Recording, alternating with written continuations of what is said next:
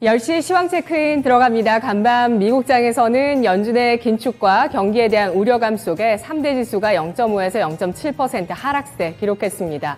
JP모건의 CEO가 현재 연준의 공격적인 금리 인상과 러시아 우크라이나 사태로 미국 경제가 허리케인을 맞을 수도 있다고 경고했는데요. 또 바이든 대통령이 파월 연준 의장과 만난 자리에서 연준의 독립성을 보장하겠다고 밝히면서 빅스텝에 대한 우려가 확대됐습니다. 오늘 이에 대한 부담감 우리 장도 받아가고 있는 모습인데요. 양대 지수 하락세 오늘 장 기록하고 있습니다. 목요일 오늘 10시 구간 살펴보겠습니다. 먼저 코스피 지수입니다. 나흘 만에 하락하고 있습니다. 코스피 지수 1.07% 하락하고 있고요. 2657.08포인트 선 기록하고 있습니다. 장중 저점 부근이고요. 거래대금은 2조 9,200억 원 가량 나타나고 있는데요. 분봉 살펴보겠습니다. 오늘 장 2670포인트 선에서 출발했습니다. 0.56% 하락하면서 출발했고요. 이후에 장중 내내 하락세를 나타내고 있습니다. 장중의 저점이 2659선이었는데 이 선을 더 밀고 내려가면서 2656선까지 저점을 형성하고 있는 모습이고요. 장중에 2674선까지 낙폭을 줄이는 시도도 나오기도 했습니다. 하지만 2670선 시가 부근이 부담이 되고 있고요. 현재 2660선을 깨고 29포인트 가량의 하락세를 기록하고 있는 지수입니다. 수급 상황 살펴보겠습니다. 그래도 외국인 쪽의 5거래일째 매수세가 시장에 들어오고 있는 상황인데요. 현재 매도 전환했네요. 장중 10시 구간 매도 전환하고 있습니다. 256억 원어치를 팔고 있고요. 기관 쪽에서 4,114억 원어치를 매도해주고 있는 상황입니다. 개인 쪽에서는 4,218억 원어치의 매수세가 들어오면서 지수 방어하고 있고요. 개인 쪽에서는 나흘 만에 매수 우위 장중 내내 유지가 되고 있습니다. 현재 외국인 기관 쪽에서 동반해서 매도 하고 있는 쪽 운수 창고와 서비스, 대형주 위주의 매도세가 나타나고 있고요. 기관 쪽에서 대부분의 업종을 팔고 있는 가운데 외국인 쪽에서 사고 있는 업종 눈에 띄고 있습니다. 유가증권 시장에서 운송장비, 철강, 금속, 금융업종에 대해서 외국인 쪽의 매수세가 유입되고 있습니다. 코스닥 지수 가보겠습니다. 코스닥 지수 오늘 장 나흘 만에 하락입니다. 코스닥 지수 890선 시가 부근에서 움직이고 있고요. 0.33%의 하락을 기록하고 있습니다. 거래대금은 2조 4,300억 원 동반을 하고 있고요. 그래도 유가증권 시장 대비해서는 견조한 흐름인데요. 분봉 상황 살펴보도록 하겠습니다.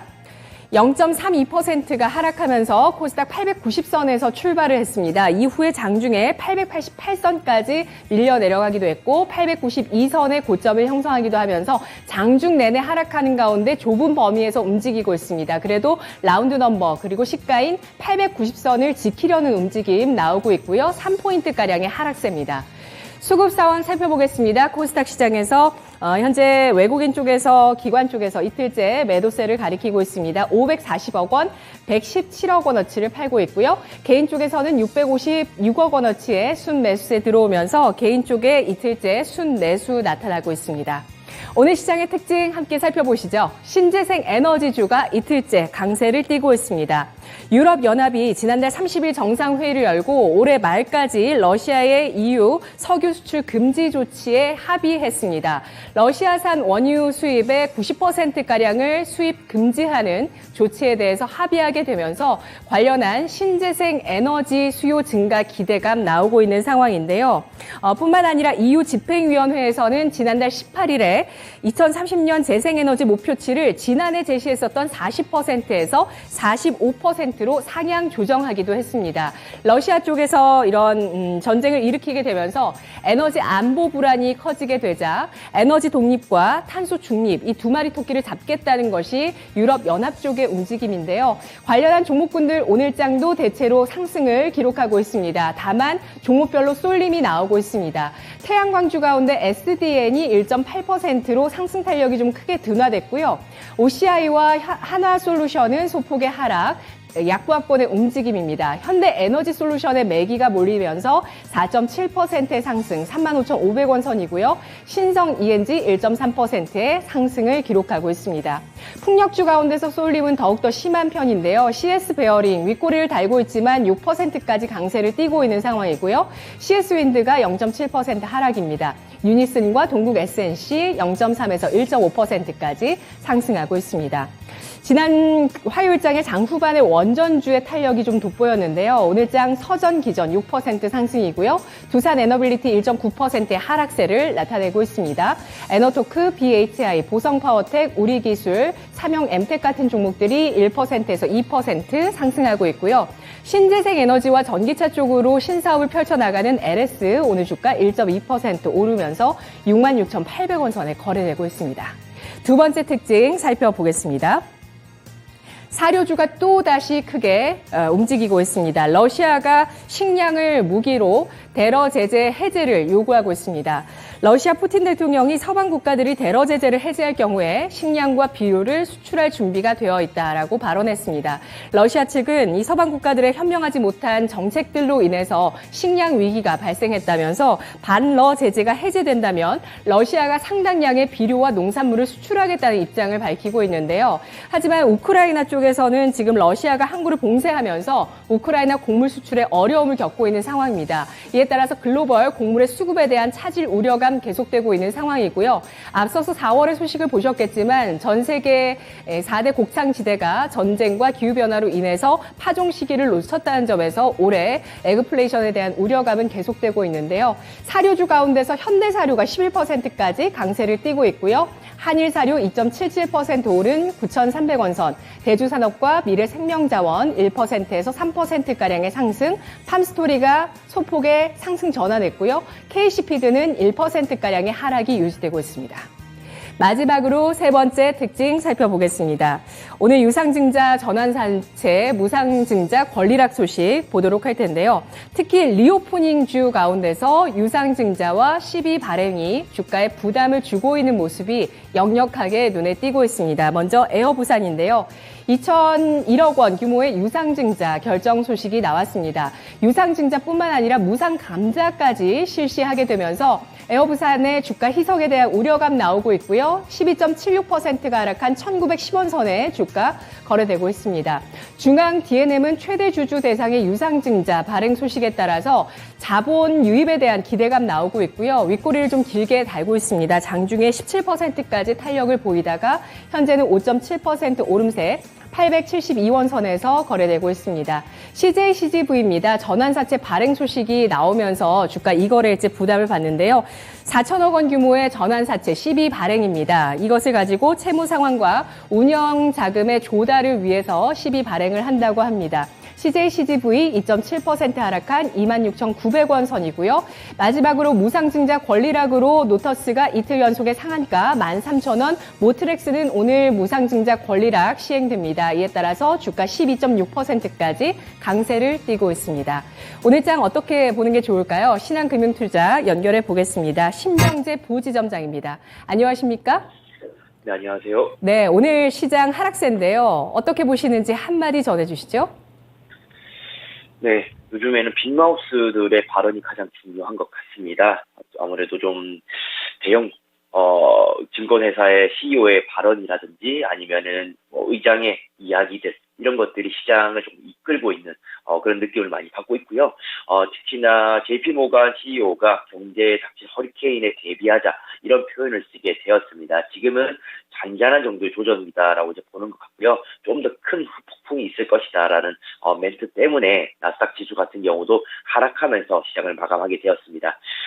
지금 우리 시장 같은 경우도 지금 코스피가 1% 가량 움직이고 있는 이런 상황이고요. 미국 시장의 영향을 조금 받고 있지 않나라고 보고 있습니다. 하지만 고무적인 것은 4, 5월에 있었던 이런 하락장보다는 완만한 시장을 예상하는 분위기가 좀 더 많고요. 왜냐하면 너무나 급락했던 이런 내용 때문에 저가 매수세가 유입할 수 있는 구간을 6, 7월 정도로 보고 있는 것 같습니다. 단순 현재 시점만 놓고 보더라도 그 이하로 내려온 구간이다라고 이제 의견을 많이 내주시고 있고요. 과매도 구간이기 때문에 지금부터는 슬슬 담아가야 될 이런 시점으로 보는 것 같습니다. 하지만 이 내용도 잘 이해를 하셔야 될 게 매수를 한다고 해서 바로 우상향 V자 반등이 나오는 것은 아닙니다. 그래서 상단은 또 제한된 이런 상황이어서 어느 정도의 바닥 다지기는 가능하고 급락 징후가 없다는 것뿐이지 시장이 무조건적으로 일어설 것이다. 이렇게 대응하시는 것은 조금 무리가 있다라고 봐집니다. 그래서 4, 5월 우리가 있었던 이런 시장보다는 나아질 것이되 급상승하는 이런 시장 연출되기도 어렵다. 이렇게 정리하시면 될 것 같습니다. 네, 계속해서 시장은 연준과 경기에 대한 불확실성에 반응을 하고 있지만 그래도 완만하게 우상향하는 6월장 예상이 나오고 있다는 의견이신데요. 오늘 특징 종목들 살펴보겠습니다. 신재생 에너지 바람이 거세게 불고 있죠. 이거래일 연속의 상승 시도가 나오고 있는데요. 신재생 에너지주 중장기적인 관점에서 보신다고 하셨는데 오늘 또 어떤 의견이실까요? 네, 신재생 에너지 쪽이라고 말씀을 드리면 아무래도 뭐 태양광이라든지 풍력을 좀 많이 떠올리게 되는 것 같습니다. 최근에는 원자력 관련 이런 내용은 좀 있고요. 시장 상황 좋지 못함에도 불구하고 태양광과 풍력은 4, 5거래일 정도 상승을 해왔습니다. 오늘 같은 경우는 십자형 형태의 캔들 차트, 캔들 모양을 조금 보여주고 있는 상황인데요. 어느 정도 숨고르기에 들어갔다라는 판단이 맞을 것 같습니다. 태양광 대장주인 OCI도 마찬가지이고요.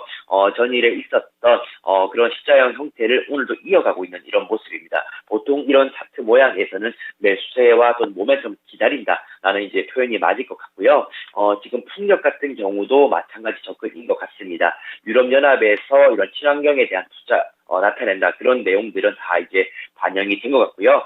윗꼬리를 채워가면서 아침에는 좀 달리기 시작을 했었는데, 지금은 다시금 반납하는 이런 모습입니다. 태양광과 유사하게 움직이고 있다라고 봐지고 있고요. 하지만 원자력 쪽 같은 경우는 반등이 조금 강하게 나타나고 있는데요. 아무래도 어제 지방선거에 대한 이런 효과이지 않나라고 생각합니다. 국민의힘이 조금 우세하게 결과를 마무리하게 되면서 지금 윤석열 대통령이 얘기한 이런 원자력 관련된 내용이 좀 더 부각을 받을 수 있다라고 이제 판단을 하게 된 것 같아요. 그래서 신재생 에너지 같은 경우도 어느 정도의 종목 차별화, 섹터 차별화가 지금 나오고 있다라고 봐지고 있습니다. 그래서 키 맞추기가 나오게 된다라면은 단기간에는 원자력 쪽에서 반등이 좀 더 나올 것이다라고 보고 있고요. 어쨌든 태양광과 풍력은 조금은 부담스럽게 상승했기 때문에 그런 매수 세력이 이제는 원자력 쪽으로 이동할 가능성이 높다라고 보시면 될 것 같습니다. 그래서 이번 주는 목금 이렇게 거래일이 남았는데요. 태양광과 풍력보다는 원자력 쪽 한번 지켜보시는 게 좋은 투자 방법 될 것 같습니다.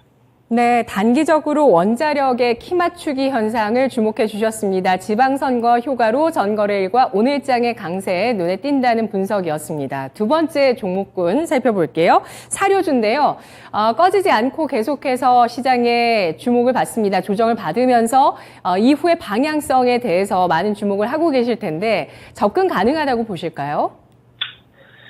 네, 지금 사료주 같은 경우는 4월 초에서 중순까지 굉장히 핫하게 움직인 종목 중 하나입니다. 에그플레이션이라든지 어쨌든 식량 이런 부족 사태에 따라서 위험성 경고가 굉장히 많이 나왔던 것으로 풀이되고 있는데요. 그 이후 고점 터치 이후에 고점 대비 약 한 30% 정도 하락을 하면서 횡보 대비 약세를 띠고 있는 이런 섹터입니다. 지금 우크라이나 같은 경우는 농산물 수확기가 도래하고 있는 이런 상황이기 때문에 현재로서는 그런 것들을 수확을 했다라면은 수확 작물을 보관하는 장소도 부족하다라고 이제 보시면 될 것 같습니다. 그러다 보니까 여기서 수급 고인 현상이 나타날 가능성이 높다라고 보고 있고요. 비료조차 이제 바닥이 나고 있는 상황이기 때문에 식량 부족 사태는 좀 더 길어질 가능성이 있지 않나라고 보고 있는 것 같습니다. 특히나 수출길까지 타격을 입고 있는 상황이어서 여러 가지 위험성이 많이 나타난 이런 상황이고요.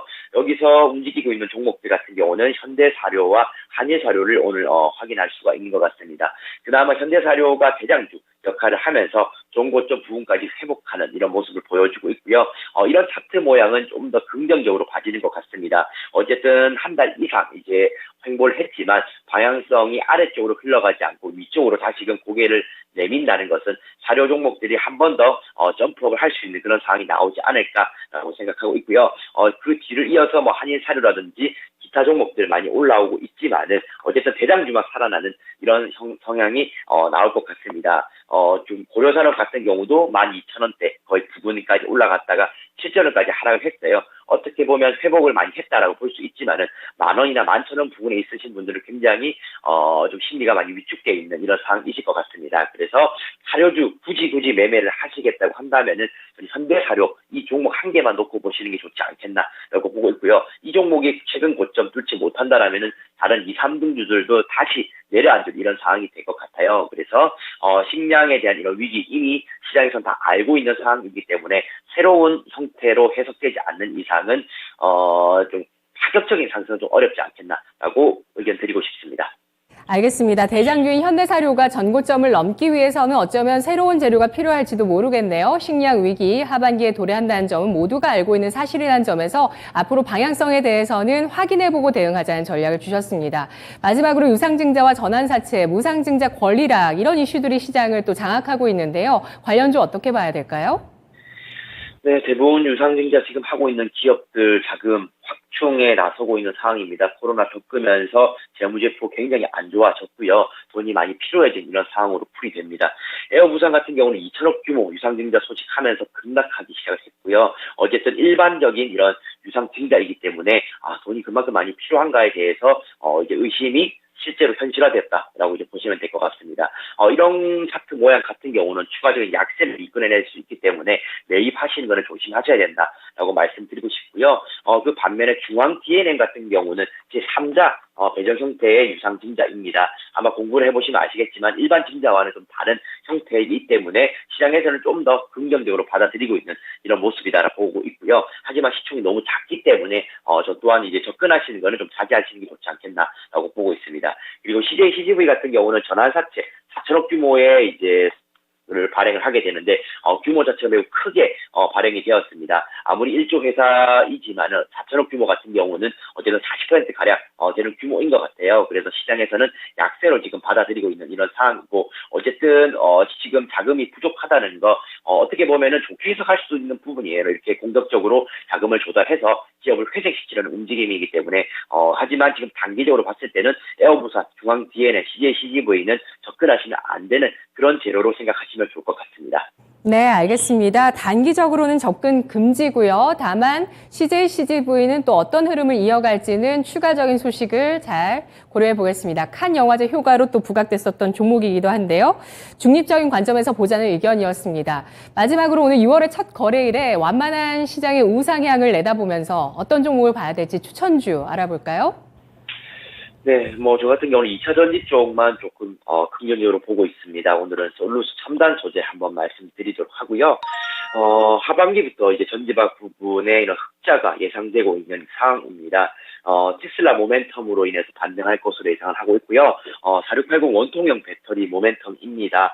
기존에 있던 습식 공정보다 20% 정도 저렴해진 건식 전극 공정을 적용할 것인데 테슬라와 연결되어 있는 회사이기 때문에 솔루스 첨단 소재 좀 더 주목하고 있고요. 하지만 어제는 테슬라 가격 자체가 최근에 좀 더 둔화되는 모습이기 때문에 많이 못 움직였다라고 판단하고 있습니다. 지금 이 기업 같은 경우는 하반기 모멘텀 흑자 전환하는 것도 있지만은 내년도 영업이익 보고 들어가는 것인데요. 영업이익 자체를 내년도에 340억 원 정도 규모로 전망하고 있습니다. 올해 대비해서는 215% 정도 증가한 것이기 때문에 내년도까지 바라볼 수 있는 투자자 분들이라면은 지금의 가격에서 접근하시면 좋을 것 같습니다. 네, 전략은 어떻게 세우는 게 좋을까요? 부지점장님? 네, 매수가 지금 일봉 차트에서 보시다시피 이미 조정권 많이 들어갔습니다. 충분히 매수가 현재까지 바로 진행하면 된다라고 말씀드리고 싶고요. 11월 고점 이후 거의 50% 정도 하락을 했기 때문에 밸류 측면에서도 저평가되었다라고 판단하고 있습니다. 목표가 자체는 높게 잡아드리지 못하는데요. 항상 최근 들어서는 대외 변수가 많기 때문에 그렇다라고 보시면 될 것 같습니다. 주봉이나 월봉상에서 모여있는 이런 이평선은 돌파를 하지 않을까라는 기대감을 가지고 있고요. 그렇게 된다라면은 1차적으로 이 75,000원까지는 충분히 도달 가능하다라고 보고 있고 손절가는 좀 짧게 55,000원 제시해드리겠습니다. 네, 알겠습니다. 저평가 상태에 놓여 있는 배터리 관련주 솔루스 첨단 소재 내년 실적 성장주로 분석해 주셨습니다. 의견 잘 들었습니다. 네, 감사합니다. 네, 고맙습니다. 2월 현지 시간 15일 6월 FMC를 앞두고 한 발 한 발 나가고 있는 시장의 모습입니다. 10시 시황센터였습니다.